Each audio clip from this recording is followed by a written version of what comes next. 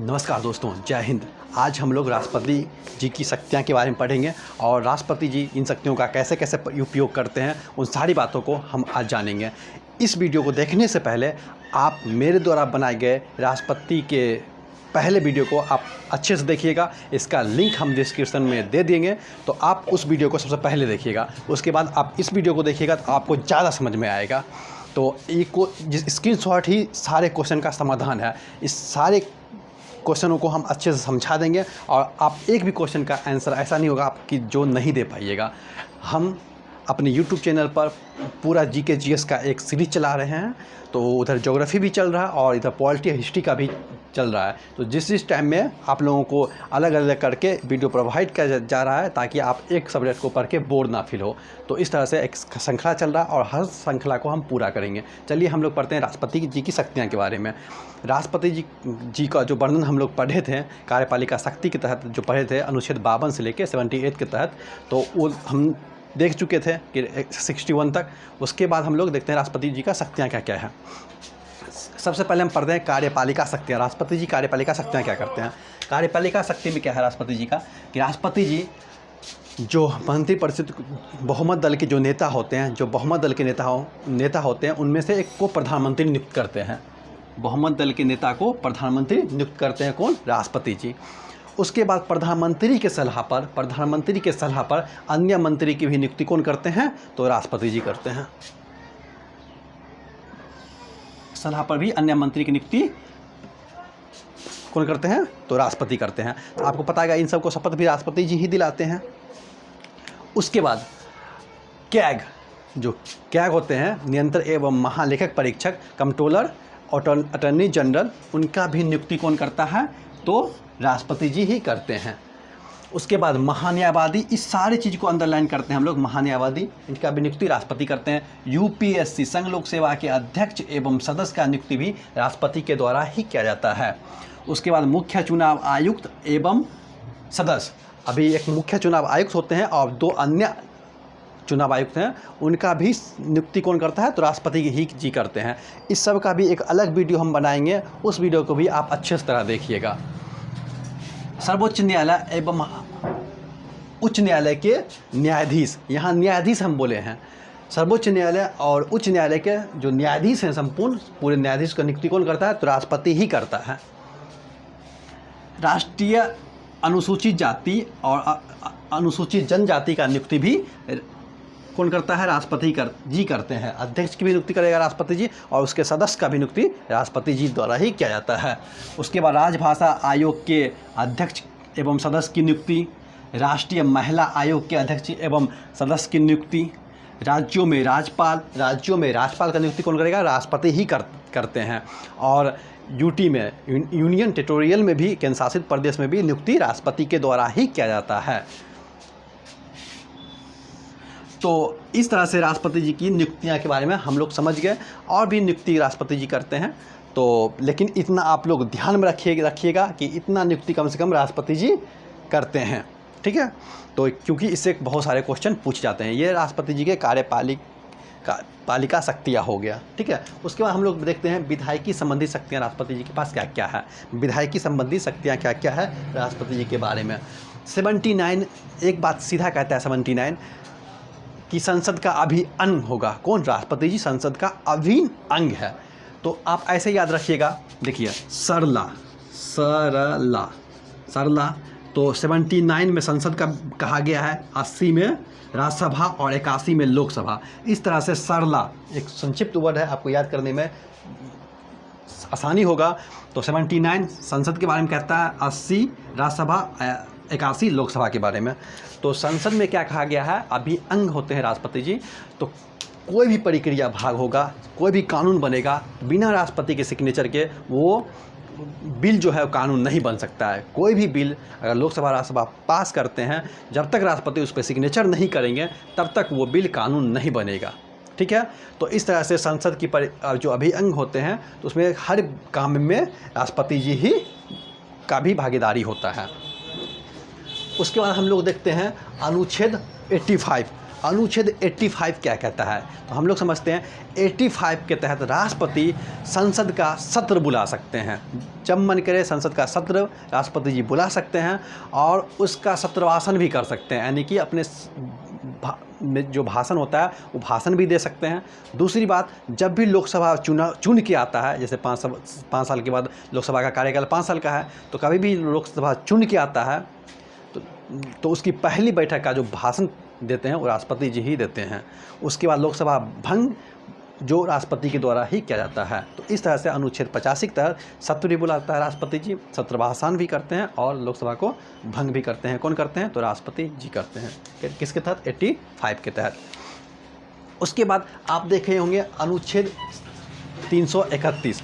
तो 331 में देखिए क्या आप सुने होंगे, राष्ट्रपति के जो चुनाव में लोकसभा के 2 एंग्लो इंडियन और राज्यसभा के 12 मनोनीत सदस्य भाग नहीं लेते हैं, क्योंकि वो 2 एंग्लो को नियुक्त करते हैं राष्ट्रपति जी। तो पूछा जाता है सो 2 एंग्लो इंडियन जो लोकसभा में नियुक्त किया जाता है किस अनुच्छेद के तहत किया जाता है, 331 अनुच्छेद के तहत 2 एंग्लो इंडियन को राष्ट्रपति जी लोकसभा में नियुक्त करते हैं।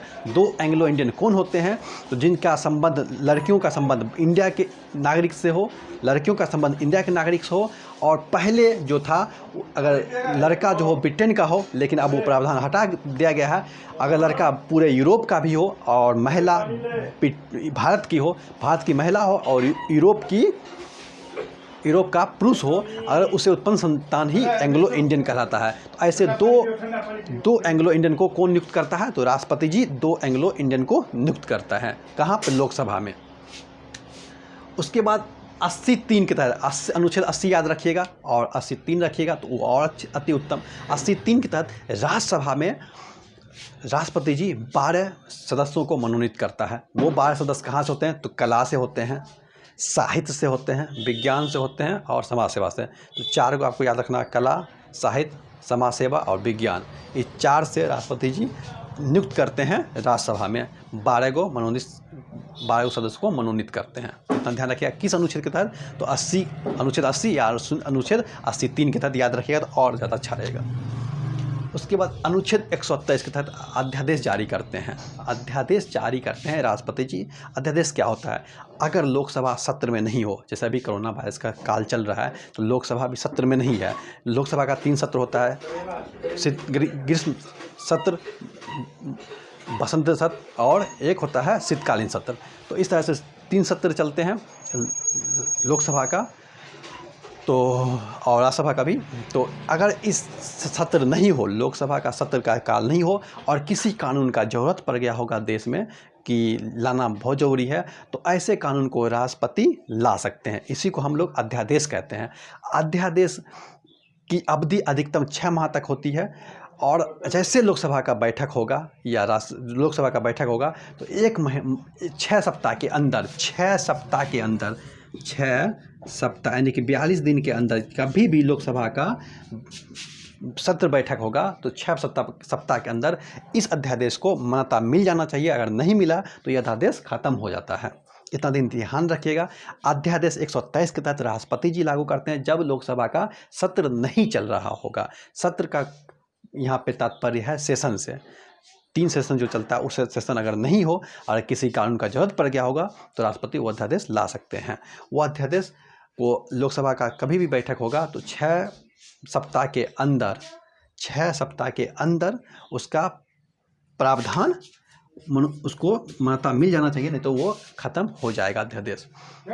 और एक बात और ध्यान रखिएगा कि अध्यादेश जो लाए जाते हैं वो राज्य सूची पर कभी भी नहीं लाया जाता है, क्योंकि राज्य सूची पे कानून राज्य सरकार बना सकते हैं, ना कि केंद्र सरकार। समवर्ती सूची और संघ सूची पर ही अध्यादेश लाया जा सकता है। अनुच्छेद 112 के तहत संघ की वार्षिक बजट, जो आप लोग देखते हैं होंगे कि वार्षिक बजट पेश होता है हर एक वर्ष के अप्रैल के माह के टाइम में। तो आप देखते होंगे कि इस टाइम में क्या होता है, तो ये बजट जो पेश होगा राष्ट्रपति ही वित्त मंत्री के माध्यम से लोकसभा में बजट पेश करवाते हैं। किस अनुच्छेद के तहत, 112 अनुच्छेद के तहत ही बजट पेश करवाते हैं 112 अनुच्छेद के तहत, इतना ध्यान में आ गया। अब एक अनुच्छेद रखिएगा 280 अनुच्छेद रखिएगा। 280 अनुच्छेद में कहता है वित्त मंत्री का गठन करते हैं। 280 एक के तहत इसके अध्यक्ष और 4 अन्य जो इनके 4 अन्य सदस्य होते हैं उनकी नियुक्ति भी कौन करता है, तो राष्ट्रपति जी ही करते हैं। देखिए अनुच्छेद 280 के तहत राष्ट्रपति वित्त आयोग का गठन करते हैं। वित्त आयोग का गठन करते हैं 280 के तहत। 280 एक के तहत वित्त आयोग का अध्यक्ष और 4 अन्य सदस्य की नियुक्ति कौन करता है, तो राष्ट्रपति जी ही करते हैं। उसके बाद अभी जो 15वें वित्त आयोग हैं वो कौन है, AK सिंह, और इनका कार्यकाल 2020 से 2025 तक के बीच में होगा। तो वित्त आयोग का काम क्या है, वित्त आयोग केंद्र के पैसे में से राज्य का जो भी हिस्सा होगा उसे बंटवारा करके देता है। तो राज्य किस केंद्र के पैसे में किस राज्य का कितना हिस्सा होगा, इस बात का बंटवारा करके वित्त आयोग ही देता है। उसके बाद देखिए सैन्य शक्ति।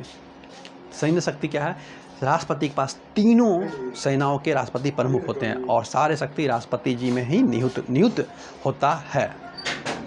नियुक्त होता है राष्ट्रपति जी में ही नियुक्त होता है तीनों शक्ति। तो तीनों शक्ति जल थल वायु के प्रमुख होते हैं राष्ट्रपति जी। और कोई भी शांति का, जैसे कोई युद्ध की घोषणा करना हो तो राष्ट्रपति जी ही करेंगे, कि अगर युद्ध की समाप्ति को घोषणा करना हो, शांति की घोषणा करना हो तो राष्ट्रपति जी के द्वारा ही किया जाता है। आप हाई कमिश्नर और एम्बेसडर का नियुक्ति भी राष्ट्रपति के द्वारा ही किया जाता है। राष्ट्रमंडल देश में, जो राष्ट्रमंडल देश ऐसे देशों का कहा जाता है जिस देश में ब्रिटेन ने शासन किया हो। तो राष्ट्रमंडल देशों में हाई कमिश्नर होता है, जबकि अन्य देशों में क्या होता है, राजदूत एम्बेसडर होता है। एक बार फिर से रिकॉल करते हैं, राष्ट्रमंडल देश में हाई कमिश्नर होता है, जबकि अन्य देश में एम्बेसडर होता है। ठीक हो गया, सही बात है। उसके बाद देखिए जो इसकी नियुक्ति भी करते हैं तो राष्ट्रपति के द्वारा ही किया जाता है। और जो भी दूसरे देश के, जो हमारे देश में एम्बेसडर या हाई कमिश्नर होंगे, ठीक है, जो भी हमारे देश में एम्बेसडर होंगे उनकी भी जो आवागमन की सूचना राष्ट्रपति के द्वारा ही पहले पहुंचती है। तो इतना बात आप लोग समझ गए। उसके बाद न्यायिक शक्ति। राष्ट्रपति जी के पास 2 न्यायिक शक्ति है। तो पहला अनुच्छेद 72। अनुच्छेद 72 क्या कहता है कि राष्ट्रपति क्षमादान कर सकते हैं। राष्ट्रपति जी क्षमादान की शक्ति राष्ट्रपति जी में निहित है। क्षमादान कर सकते हैं राष्ट्रपति जी। राष्ट्रपति किसी के फांसी को रोक सकते हैं, ठीक है, किसी के आजीवन कारावास को 14 वर्ष के कारावास में या कुछ कम कर सकते हैं, 2 साल के कारावास को 1 साल में कर सकते हैं, यानी कि किसी भी सज़ा को कम कर सकते हैं, फांसी की सज़ा को माफ़ कर सकते हैं। तो यहाँ तक कि अगर किसी सेना का कोर्ट मार्शल हुआ है तो उसकी भी सज़ा को माफ़ कर सकते हैं राष्ट्रपति जी। तो राष्ट्रपति जी को ये पावर अनुच्छेद 72 देता है, क्षमादान करने की शक्ति। दूसरा हो गया 143 के तहत सुप्रीम कोर्ट से सलाह। 143 के तहत सुप्रीम कोर्ट से सलाह। सुप्रीम कोर्ट से राष्ट्रपति जी को अगर लगे किसी भी कानून के ऊपर उनको सलाह चाहिए तो वो सुप्रीम कोर्ट, जो सर्वोच्च न्यायालय होते हैं, उनसे सलाह ले सकते हैं। और ये सलाह मानने के लिए राष्ट्रपति जी बाध्य नहीं है और सुप्रीम कोर्ट भी ये सलाह देने के लिए बाध्य नहीं है। ठीक है, 143 के तहत ही राष्ट्रपति जी सलाह मांगते हैं सुप्रीम कोर्ट से। ना सुप्रीम कोर्ट देने के लिए बाध्य है, ना राष्ट्रपति जी मानने के लिए बाध्य है। ये हो गया न्यायिक शक्ति हो गया। राष्ट्रपति जी एक अंतर्राष्ट्रीय परिषद का भी गठन करते हैं 263 के तहत। 263 के तहत एक अंतर्राष्ट्रीय परिषद का अंतर्राज्यीय परिषद का गठन करते हैं 263 के तहत। ये भी आप ध्यान में रखिएगा। उसके बाद आ गया यहाँ पर देखिए संकटकालीन प्रावधान। इसे भाग 18 में इसको भाग 18 में कर देते हैं। भाग 18 में इसका वर्णन है, ठीक है। संकटकालीन प्रावधान जो है इस जर्मनी से आपको पता है ये लिया गया है। इसमें 352, 356, 360 यानी कि 4-4 के क्रम में हमको 3 आपातकाल के बारे में पढ़ना है। पहला 352 में राष्ट्रीय आपात है। राष्ट्रीय आपात कब लगता है? जब देश में कोई बाहरी आक्रमण हो, ठीक है, या सैनिक विद्रोह हो या युद्ध की घोषणा हो गई हो, तो इस क्रम में राष्ट्रीय आपात लगता है अनुच्छेद 52 के तहत। पहले ये आंतरिक विद्रोह था, लेकिन बाद में इसमें संविधान संशोधन करके 42वें संविधान संशोधन 1976 के द्वारा इसे सैनिक विद्रोह कर दिया गया था। ठीक है, तो राष्ट्रीय आपात जब भी राष्ट्रपति जी लगाते हैं तो 1 महीने के अंदर संसद से उसकी अनुमति मिल जानी चाहिए। अगर एक बार संसद की अनुमति मिल गया तो वो राष्ट्रीय आपात जो है 6 महीने तक रहेगा। फिर 6 महीना आज ख़त्म होने से पहले अगर अनुमति मिल गया तो फिर 6 महीना तक रह सकता है। इस तरह से एक लंबे क्रम तक राष्ट्रीय आपात रह सकता है। तो अभी तक 3 बार राष्ट्रीय आपात लगा है। 1962 में जब चीन के साथ युद्ध हुआ था, 1962 में, 1971 में जब पाकिस्तान के साथ युद्ध हुआ था, और 1975 में जब जेपी के आंदोलन में, जेपी साहब का आंदोलन चला था, जयप्रकाश नारायण का आंदोलन चला था, तो उस टाइम में इंदिरा गांधी जी लगाए थे 1975 में। तो उसके बाद से 42वें संविधान संशोधन 1976 के द्वारा आंतरिक विद्रोह को हटा के वहाँ पे सशस्त्र विद्रोह या सैनिक विद्रोह कर दिया गया था। ठीक है। उसके बाद होता है 356 की तरफ राज्य में राष्ट्रपति शासन। राज्य में राष्ट्रपति शासन तब लगता है जब कोई राष्ट्रपति को लगता है या राज्यपाल के माध्यम से या किसी अन्य स्रोत से पता चला कि राज्य का जो कार्यकाल है वो संविधान के माध्यम से नहीं चलाया जा रहा है, तो इस तरह से राष्ट्रपति जी राज्य में राष्ट्रपति शासन लागू करते हैं। तो शासन लागू 2 माह तक राष्ट्रपति शासन जब भी होता है तो 2 माह के अंदर, यहाँ पे 1 माह के अंदर था राष्ट्रीय आपात में, 1 माह के अंदर अनुमोदन होना चाहिए था, जबकि राज्य में राष्ट्रपति शासन 2 माह के अंदर अनुमोदन होना चाहिए संसद के द्वारा। अगर अनुमोदन मिल गया तो 6 माह तक ये रहेगा। अगर 6 माह तक रहेगा, फिर अनुमोदन मिल गया तो 1 साल तक रहता है, अधिकतम मिनिमम 1 साल तक रहता है, और विशेष परिस्थिति में 3 साल तक रह सकता है। लेकिन पंजाब के केस में 5 साल तक रहा था, तो वो एक अलग संशोधन बनाया गया था, फिर उस संशोधन को हटा दिया गया। ठीक है। तो सबसे पहला बार राज्य में राष्ट्रपति शासन पंजाब में ही लगा था, और सबसे ज़्यादा राष्ट्रपति शासन जो है राज्य में वो इंदिरा गांधी सरकार के द्वारा 49 बार लगाया गया था। उसका हम लोग देखते हैं 360 में वित्तीय आपात। वित्तीय आपात राष्ट्रपति द्वारा जब भी लगाया जाता है उसका भी अनुमोदन संसद के द्वारा 2 माह के अंदर ही हो जाना चाहिए, तभी वो कम 6 माह तक प्रभावी रह सकता है। तो इस तरह से, लेकिन अभी तक वित्तीय आपात की नौबत नहीं आई है। ये पूरा देश में भी लग सकता है या किसी देश के किसी हिस्से में भी लग सकता है। इस टाइम में राष्ट्रपति किसी के वेतन, कर्मचारी का वेतन, यहाँ तक कि हाईकोर्ट का भी वेतन कम कर सकते हैं, या उच्च न्यायालय के न्यायाधीश के भी वेतन को कम कर सकते हैं। और राष्ट्रपति का शक्ति देखिए, यदि लोकसभा में त्रिशंकु हो, मान लीजिए कि 3 कांग्रेस, बीजेपी, आम आदमी पार्टी, कोई भी सरकार को बहुमत नहीं मिला, लोकसभा में बहुमत नहीं मिला, और तो बहुमत नहीं मिला तो प्रधानमंत्री की नियुक्ति नहीं कर सकते हैं। तो इस तरह से राष्ट्रपति अपने स्वयं विवेक शक्ति से, इसको स्वयं विवेक शक्ति बोलते हैं, स्वयं विवेक शक्ति से राष्ट्रपति जी किसी बड़े दल के को राष्ट्रपति प्रधानमंत्री नियुक्त कर सकते हैं, और उसे कुछ टाइम दे सकता है कि आप अपना बहुमत सिद्ध करिए। ये स्वयं विवेक शक्ति कहलाते हैं। जब लोकसभा में त्रिशंकु हो, किसी को ज़्यादा मत प्राप्त नहीं हुआ है, अगर मत प्राप्त नहीं हुआ है तो राष्ट्रपति अपने स्वयं विवेक शक्ति से किसी पार्टी को सरकार बनाने के लिए आमंत्रित कर सकता है, लेकिन एक टाइम तक उसको अपना बहुमत सिद्ध करना ही होगा, तभी वो 5 साल के कार्यकाल तक बना रह सकता है।